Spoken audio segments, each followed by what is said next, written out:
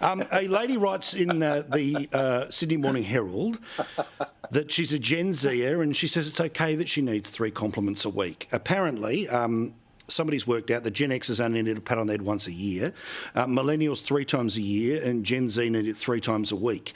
It's lazy to chalk up an entire demographic as entitled. Emotions are very real and often a neglected fact of life. Rather than labelling younger workers as needy, consider why you've never asked for what you needed in your workplace. So, okay.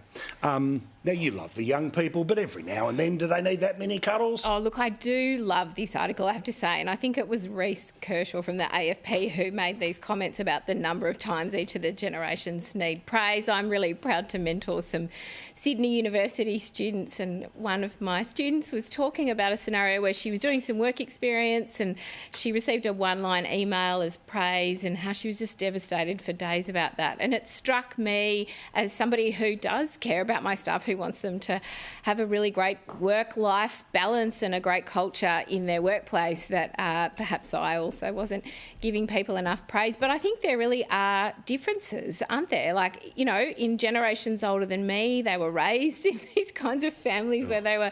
But imagine Fair Work Australia having to make a decision about how many compliments you need to give your workers. That's where we're going to end up. We're going to have a inflation, stagflation of compliments. But, you know, I want to end with this, Paul Murray.